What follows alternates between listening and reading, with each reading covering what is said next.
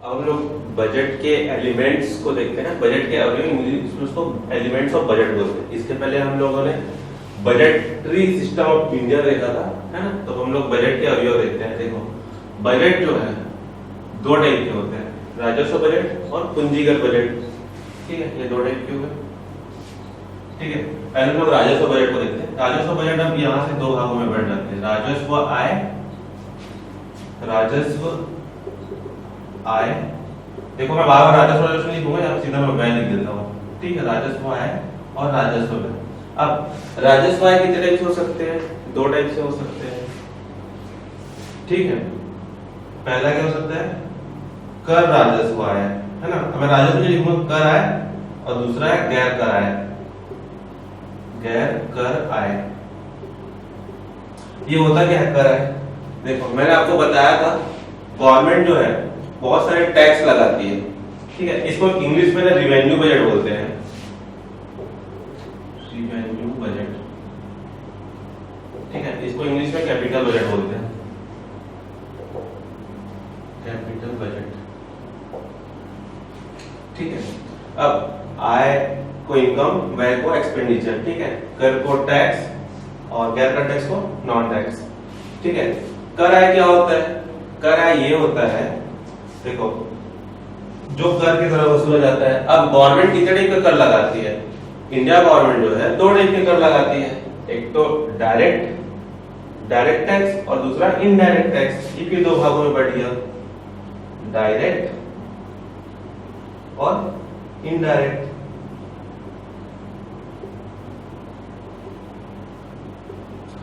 Direct tax मैंने आपको बताया था पिछले वीडियोस में, क्या होता है डायरेक्ट टैक्स? वो होता है जैसे मेरे ऊपर कोई टैक्स लगाया गया है तो वो टैक्स मैं ही दूंगा, मेरे अलावा उसका मैं भार किसी दूसरे पे नहीं डाल सकता। जैसे कि मेरा इनकम 10 लाख है तो मैं उस 10 लाख के बदले में एक इनकम टैक्स दूंगा, तो वो सिर्फ वो इनकम को मैं ही दे पाऊंगा ना, कोई दूसरा थोड़ी देगा मेरे बदले। तो इसको डायरेक्ट टैक्स बोलते हैं, जिसका भार उसी व्यक्ति पे पड़ता है जिस व्यक्ति पे लगाया जाता है। और दूसरा होता है इनडायरेक्ट टैक्स। इनडायरेक्ट टैक्स ये होता है जिस व्यक्ति पे लगाया जाता है जरूरी नहीं कि उस पर ही पड़े, वो इस भार को किसी दूसरे व्यक्ति पे भी ट्रांसफर कर सकता है। जैसे कि मैं कोई सामान खरीदता हूँ, जैसे मैंने खरीदा एक ये पेन, है ना, ये मार्कर खरीदा मैंने। अब मार्कर को क्या है, इसको टैक्स दुकान वाला भी वहन कर सकता है, मैं भी वहन कर सकता हूँ, या मेरे बदले में इसका किसी दूसरे को भी बोल सकता हूँ देने के लिए। ठीक है, तो इसका असर क्या है कि दूसरे पे, इसका भार दूसरे पे भी डाला जा सकता है, उसको हम इनडायरेक्ट टैक्स के अंदर बनाते हैं। ठीक है, अब कौन कौन से, और दूसरा होता है गैर कर आय। गैर कर आय में क्या क्या आता है? पहला है सार्वजनिक। अच्छा देखो, गैर कर आय में गवर्नमेंट का गैर कर आय कहां से होगा? और देखो गवर्नमेंट की बहुत सारे पब्लिक सेक्टर यूनिट्स होते हैं। ठीक है, पब्लिक सेक्टर होते हैं, मतलब उसको लोग क्या बोलते हैं? सार्वजनिक प्रतिष्ठान बोलते हैं। सार्वजनिक प्रतिष्ठानों से, इसको इंग्लिश में पीएसयू बोलते हैं। जैसे कि रेलवे है, डाक है ना, सेल है, भेल है, गेल है, ऐसे बहुत सारे सार्वजनिक उपक्रम है। ठीक है, उसके थ्रू होता है गवर्नमेंट को पैसे की प्राप्ति। ठीक है, और दूसरा क्या हो जाता है? अच्छा ये सेल बिल नहीं आएगा, सॉरी रेल पे डाक ही आएगा। ठीक है, वो पूंजीगत में आ जाएगा। ठीक है, और क्या होता है, और क्या करती है गवर्नमेंट? ब्याज प्राप्ति होती है। जैसे गवर्नमेंट क्या है कि दूसरे को अगर लोन दी रहती है, दूसरे देश को दी रहती है, या राज्य सरकार को दी रहती है, केंद्र सरकार जो है, या राज्य सरकार किसी दूसरे राज्य सरकार को दी रहती है, तो ब्याज से जो प्राप्ति होती है वो भी हो गया गैर राजस्व आय। तीसरा और क्या हो सकता है? अपन राजकोषीय सेवाएं देते हैं। राजकोषीय सेवाएं मतलब क्या होता है? ये 1 2 3 राजकोषीय सेवाएं, राजकोषीय सेवाएं, है ना, या इसको हम लोग क्या बोलते हैं? फिस्कल सर्विस बोलते हैं। फिस्कल सर्विसेज क्या क्या होते हैं? जैसे गवर्नमेंट जो है नोट छापती है। ठीक है, करेंसी, और क्या हो सकता है? सिक्के की ढलाई करती है, सिक्कों की ढलाई। ठीक है, इससे भी प्राप्ति होती है। और क्या होता है?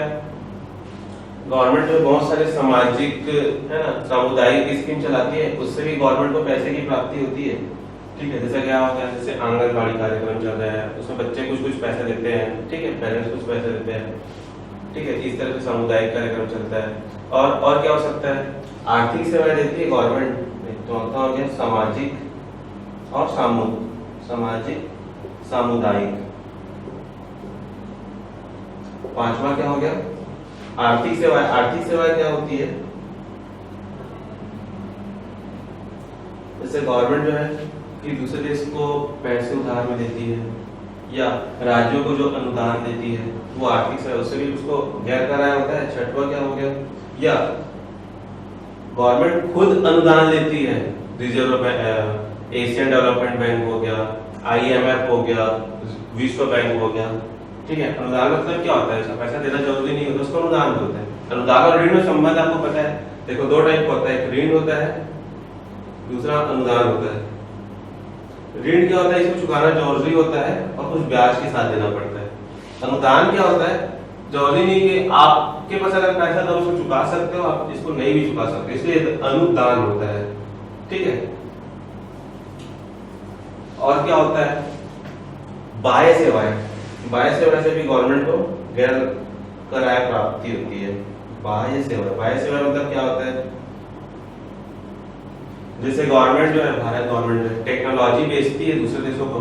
टेक्नोलॉजी से भारत का जो इसरो है वो दूसरे देशों को अपनी टेक्नोलॉजी बेचती है ना, उनको कुछ आंकड़े डेटा ये सब देती है, उनके सैटेलाइट को लॉन्च करती है, उससे भारत को भी पैसे प्राप्त होते हैं। तो ये सब बाह्य सेवाएं हो गए। ठीक है, ये गैर कराया हो गया। अब हम लोग देखते हैं राजस्व व्यय क्या क्या होता है।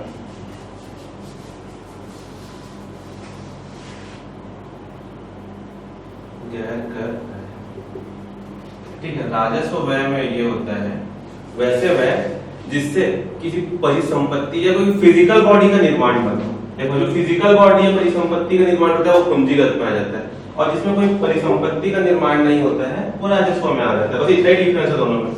ठीक है, तो इसमें दो टाइप के व्यय होंगे, योजना व्यय, योजना व्यय, दूसरा है गैर योजना, गैर योजना व्यय, या इसको और क्या बोलते हैं, आयोजना व्यय भी बोलते हैं, आयोजना या गैर योजना व्यय। ठीक है, देखो योजना व्यय में क्या होता है, व्यय में क्या होता है, गवर्नमेंट एक बजट बनाती है व्यय करने के लिए। ठीक है, उसमें क्या होती है, उस बजट में क्या होता है, उस चालू वर्ष में जितने भी गवर्नमेंट योजनाएं हैं या सरकारी योजनाओं में कितना व्यय किया जाना है। ठीक है, किस पद पे कितना व्यय किया जाना है, कहाँ व्यय किया जाना है, ये सब क्या है, योजना व्यय में आ जाता है। जो भी प्लान रहता है पहले से, इसको इंग्लिश में प्लान बोलते हैं, इसको नॉन प्लान बोलते हैं। ठीक है, मैं यहाँ पे लिख देता हूँ प्लान,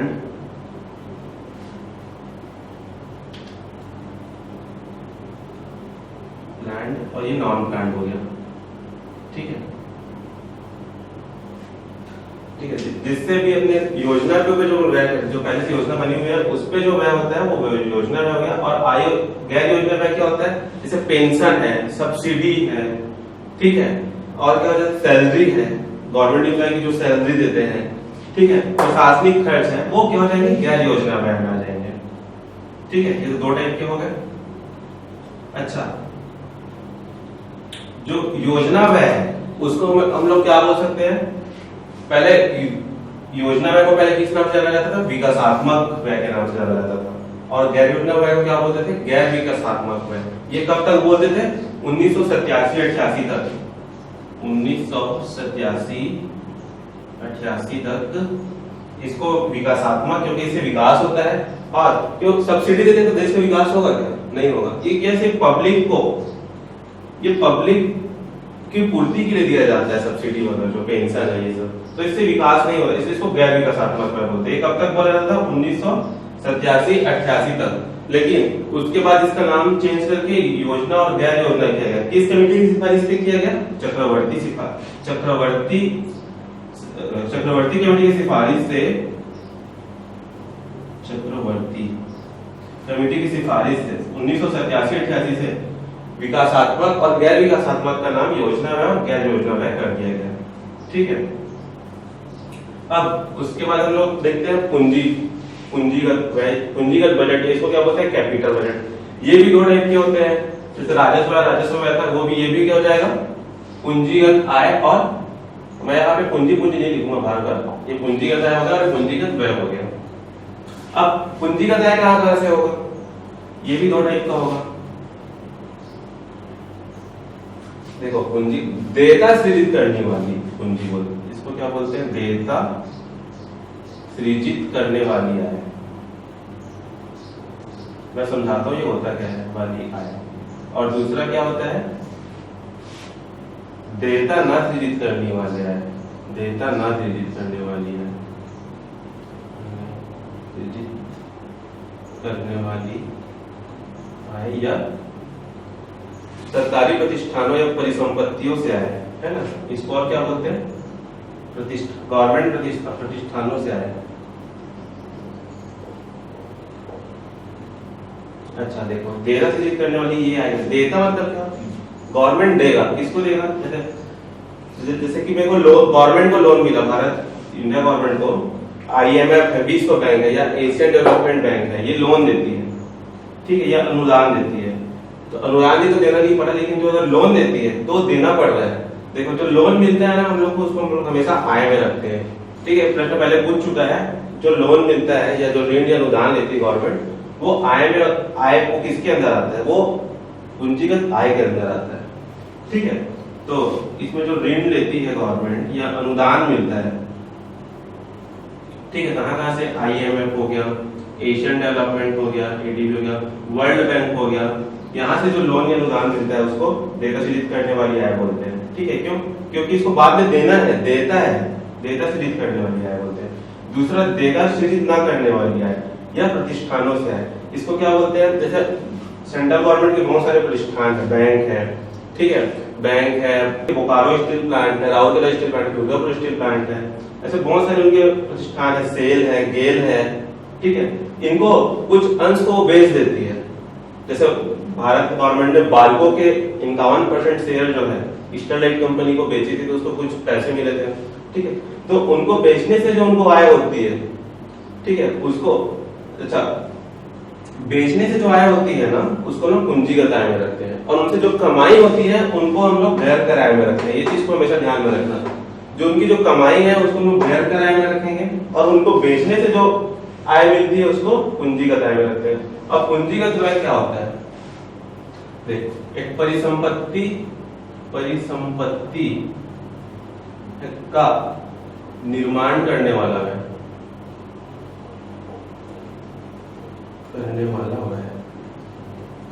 ये क्या हो गया।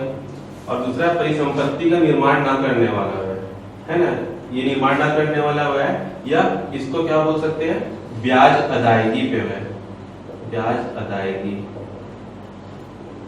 और परिसंपत्ति निर्माण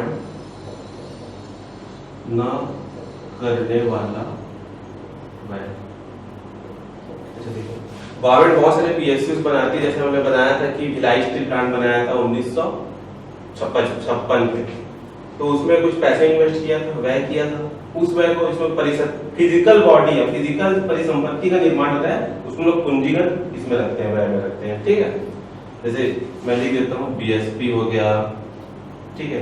अभी हाल फिलहाल में नगरनार स्टील प्लांट बन गया गवर्नमेंट का, है ना, नगरनार स्टील प्लांट, है ना, ये सब उसके उदाहरण है। ये परिसंपत्ति निर्माण करने वाले व्यय के अंदर आ जाए। ब्याज अदायगी या परिसंपत्ति निर्माण न करने वाले, देखो ब्याज अदायगी मतलब जो यहाँ से जो लोन लिया हुआ है, इसका ब्याज अदायगी या ऋण की अदायगी होगी, चुकाना भी तो पड़ेगा ना गवर्नमेंट को, तो चुकाने के लिए जो व्यय होता है उसको हम लोग पूंजीगत व्यय में रखते हैं, ठीक है। जो ब्याज और ऋण है उसको, अच्छा एक चीज और, ऋण यहाँ पे ब्याज नहीं, ये ऋण होगा, ठीक है।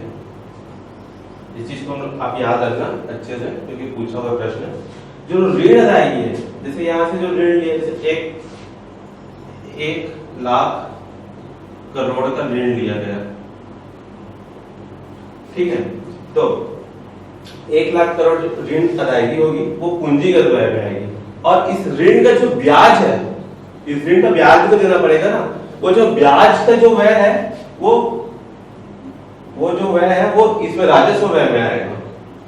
ठीक है, इस चीज को याद रखना। ऋण जो रहेगा जैसे 1 लाख करोड़ है, 1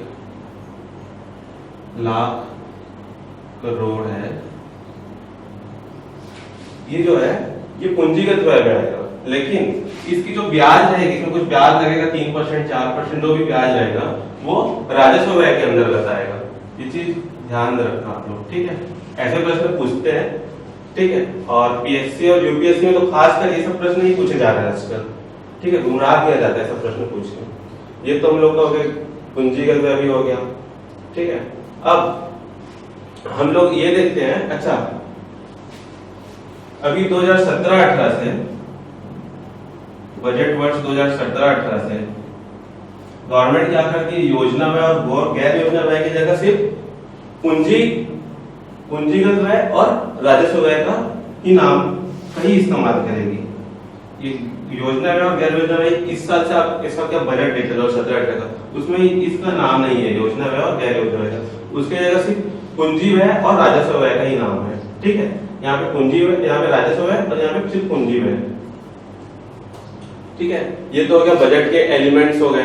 अब हम लोग क्या देखेंगे, अब हम लोग देखते हैं कि अच्छा मैं आपको बता देता हूँ, अपने हम लोग डायरेक्ट और इनडायरेक्ट टैक्स पढ़े थे। ठीक है, वो डायरेक्ट और इनडायरेक्ट टैक्स होता क्या है ये हम लोग अब देखते हैं।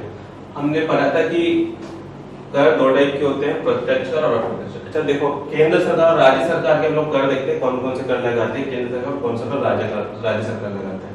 ठीक है, ये प्रश्न पूछे जाते हैं, है ना। ऑब्जेक्टिव में तो खास में पूछे जाते हैं कि इसमें से कौन सा कर केंद्र द्वारा लगाया जाता है या कौन सा राज्य द्वारा लगाया जाता है, या कौन सा केंद्र द्वारा प्रत्यक्ष कर है, अप्रत्यक्ष कर है, या राज्य द्वारा प्रत्यक्ष कर है या अप्रत्यक्ष कर है। तो हम लोग पहले केंद्र के प्रत्यक्ष कर को देखते हैं क्या क्या होता है। अच्छा, तो ऐसा केंद्र का कोई टैक्स पता है जो लोग डायरेक्ट देते हो, इसका बोझ आप पे ही पड़ता, दूसरे पे नहीं पड़ता, वो क्या होता है, आयकर होता है पहला। तो सबसे पहला क्या हो जाएगा, आयकर। ठीक है, इसको इंग्लिश में इनकम टैक्स बोलते हैं। सेकंड क्या होता है, निगम कर भी आप ही को देना पड़ता है, निगम कर। निगम कर मतलब क्या हो जाएगा, कॉर्पोरेट टैक्स। ठीक है, जो भी निगम का कर है वो आप ही को देना पड़ता है, दूसरे पे नहीं देना पड़ता है। ठीक है, तीसरा क्या हो गया, व्यय कर।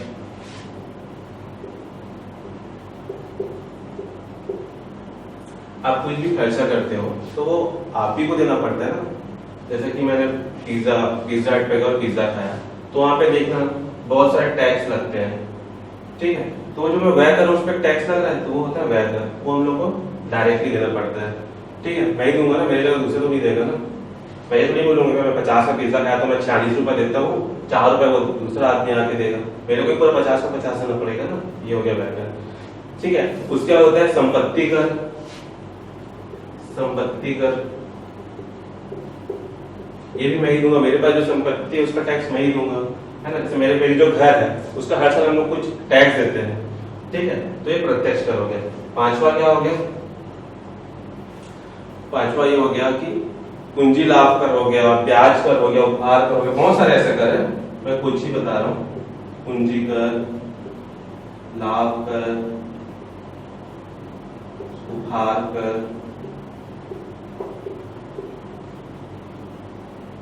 ठीक है, उपहार कर, ऐसे बहुत सारे कर है। ठीक है, अब मैं अप्रत्यक्ष कर को देखता हूँ। सबसे पहला है सीमा शुल्क। अच्छा, सीमा शुल्क के बारे में क्लियर बताता हूँ। सीमा शुल्क ये होता है, सीमा शुल्क जो होता है उसको ना बंटवारा जो ना राज्यों को नहीं करना पड़ता है। गवर्नमेंट को जो भी सीमा से प्राप्ति होती है उसका बंटवारा राज्यों को नहीं करना पड़ता। सीमा मतलब क्या हो गया, जैसे भारत का जो बॉर्डर है, ये भारत का बॉर्डर है समुद्र, यहाँ से जो भी प्रोडक्ट आती है शिप से या एयरवेज से उसका कुछ टैक्स देना पड़ता है, इसी को बोलते हैं सीमा शुल्क। ठीक है, ये सिर्फ सेंट्रल गवर्नमेंट को मिलता है, इसका टैक्स राज्यों को नहीं देना पड़ता है। ठीक है, तो जो सीमा शुल्क है वो सेंट्रल गवर्नमेंट का पैसे की प्राप्ति की, मतलब जो सेंट्रल गवर्नमेंट को जो करों में सबसे ज्यादा आय किससे होती है, सीमा शुल्क से होती है, क्योंकि उसका बंटवारा नहीं करना पड़ता। एक बार प्रश्न पूछा हुआ है, कई बार पूछा हुआ कि केंद्र सरकार को सबसे ज्यादा आय किस कर से होती है, तो वो सीमा शुल्क से होती है। और क्या हो सकता है, केंद्रीय उत्पाद कर, जो केंद्रीय उत्पाद है उस पे उत्पाद पे जहां पे भी कर लगेगा वो हमेशा अप्रत्यक्ष हो, चाहे वो राज्य पे हो या केंद्र पे हो। तो केंद्रीय उत्पाद कर हो गया। और क्या हो सकता है, व्यापार कर भी देते हो आप, व्यापार कर, ठीक है, ये इनडायरेक्ट टैक्स हो गए। अब हम लोग देखते हैं राज्य के कौन कौन से प्रत्यक्ष कर है और कौन कौन से अप्रत्यक्ष कर। सबसे पहला आप राज्य के भू राजस्व का कर देते हो, भू राजस्व, जैसे आप कुछ की भू राजस्व, आपके पास कोई जमीन है, आपको उसमें कुछ काम कर, जैसे आपको नहरों से पानी चाहिए, तो उसके लिए आपको पानी भू राजस्व कर देना पड़ेगा, तभी तो आपको पानी मिलेगा, ठीक है, तो ये भू राजस्व कर हो गया। और क्या है, कृषि आय पर कर, कृषि आय पर कर, आपको कृषि से जो भी आय होती है उसमें कुछ कर देना पड़ता है, ठीक है, वो भी डायरेक्ट जो आदमी कृषि कर रहा है उसी को देना पड़ता है, दूसरे को, तो ये जो है कृषि आय पर कर, ठीक है। अब होटल के प्राप्तियों पे कर, होटल प्राप्तियों पे कर, मैं एक होटल चलाता हूँ, ठीक है, मेरा वहां से जो भी इनकम हो रहा है तो उसका टैक्स मैं दूंगा ना। ये ऐसा थोड़ी ना कि मैं एक होटल चला रहा हूँ तो मेरे बदले वो दूसरा होटल चला रहा है वो पैसा देगा, ऐसा नहीं, तो मेरे को देना पड़ेगा, तो एक होटल प्राप्तियों का कर। और व्यवसाय कर, मैं जो भी व्यवसाय कर रहा हूँ, व्यवसाय कर, ठीक है, इसको बिजनेस टैक्स भी बोलते हैं, ठीक है। और क्या होता है, पथ कर,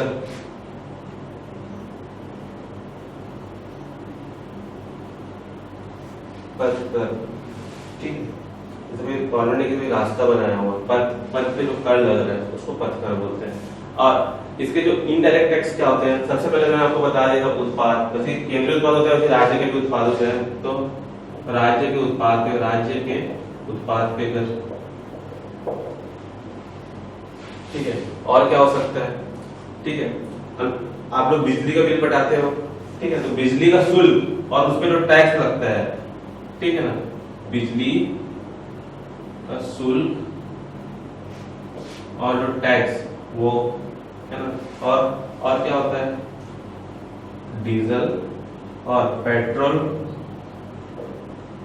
पे जो टैक्स लगता है, बिक्री टैक्स लगता है डीजल पेट्रोल पर, वो भी राज्य सरकार को देना पड़ता है। और विज्ञापन पर देना पड़ता है, ठीक है, विज्ञापन पर देना पड़ता है। वाहनों पर जो कर लगता है, वाहनों पर कर, ऐसे बहुत सारे कर है, ठीक है, जो हम लोग को राज्य सरकार को देना पड़ता है, ठीक है। प्रवेश कर है, राज्य में भी जैसे कोई गाड़ी जो है, ट्रक जो है ना, मेरे को यहाँ छत्तीसगढ़ से मान लो कि मेरे को भेजना है गुजरात, तो रास्ते में क्या आएगा, उसके मध्य प्रदेश आएगा या महाराष्ट्र आएगा, दोनों में से एक जगह से जाना पड़ेगा, तो मेरे को छत्तीसगढ़ का बॉर्डर क्रॉस करना पड़ेगा, ठीक है, तो वहां पे मेरे को टैक्स देना पड़ेगा। तो क्या हो जाएगा, इसमें भी, इसमें यहाँ देखो, जब यही का स्टेट में लगता है तो इसको प्रवेश कर बोलते हैं, और जब केंद्र सरकार में लगता है तो इसको क्या बोलते हैं, सीमा शुल्क बोलते हैं, ठीक है, ये हो गया। और क्या लगता है, मनोरंजन कर, हम लोग जो भी मनोरंजन कर, मनोरंजन, टीवी देखते हैं, टीवी देखते हैं उसका टैक्स देना पड़ता है, वो क्या होता है, मनोरंजन कर होता है, वो इनडायरेक्ट होता है। हम लोग क्या करते हैं, हम लोग केबल ऑपरेटर या टाटा स्काई इसको भी देते हैं, फिर वो लोग क्या करते हैं, वो लोग राज्य सरकार को देते हैं, तो ये इनडायरेक्ट टैक्स हो गया, ठीक है। इसके बाद हम लोग क्या देखते हैं, जो हम लोग बजट के जो घाटा होते हैं, राजस्व घाटा, पूंजीगत घाटा, राजकोषीय घाटा, ये सबको हम लोग देखते हैं। अच्छा, अब हम लोग टैक्स है ना, डायरेक्ट और इनडायरेक्ट टैक्स के बाद देखते हैं बजटीय घाटे की विभिन्न अवधारणाएं। देखो, इसको इंग्लिश में बोलते हैं various concept of budgetary deficit. देखो, अब बजट जब भी बनाते हैं तो घाटा होता है या फायदा होता है, फायदा नहीं होता, उसको बजट अधिशेष बोलते हैं। अगर ठीक है, आय अगर ज्यादा रहता है वैसे तो अधिशेष बोलते हैं, ठीक है, और अगर व्यय ज्यादा रहता है आय से तो उसको घाटा बोलते हैं। तो हम लोग देखते हैं किस किस में घाटे होते हैं। सबसे पहला राजस्व घाटा।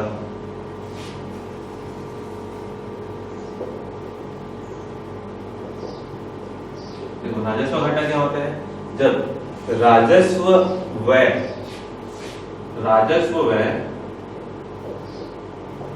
ज्यादा हो जाता है जिससे राजस्व आय से, तो क्या होता है, राजस्व घाटा होता है। उसके बाद क्या होता है, ऐसे राजस्व है वैसे पूंजीगत भी होगा, पूंजीगत घाटा। पूंजीगत घाटा में क्या होता है, जब पूंजीगत व्यय जो है, पूंजीगत व्यय पूंजीगत आय से ज्यादा है, तो इसको क्या बोलते हैं, पूंजीगत घाटा। ये देखो ये हमारे बजट सिस्टम में तो पहले था नहीं, बस इसको ऐसा व्यवहार में इस टर्म को लाया जाता है पूंजीगत घाटा। राजस्व घाटा फिर टर्म में है, ठीक है। बजटीय व्यवहार में पूंजीगत घाटा नाम से कोई नहीं, इसको बस ठीक है ऐसे समझने के लिए इसको बनाया गया है। और क्या होता है, ठीक है, बजट घाटा है, बजट अधिशेष, बजट घाटा या बजट अधिशेष।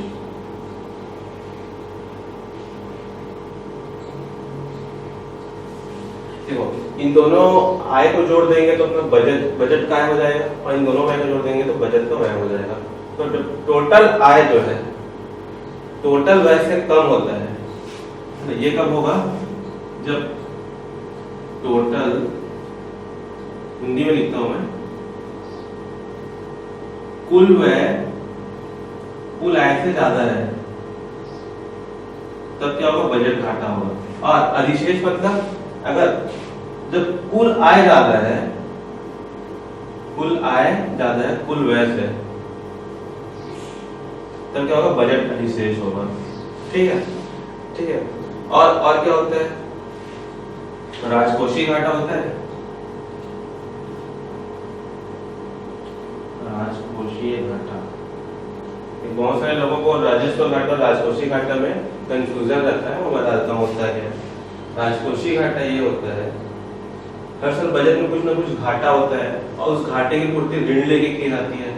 तो जो ऋण है, अगर उस ऋण को मैंने आपको बताया था किससे पूर्ति की जाती है, किनार प्रबंधन से की जाती है। किनार प्रबंधन में क्या चीज यूज किया जाता है, वेग एंड मीन्स, ठीक है।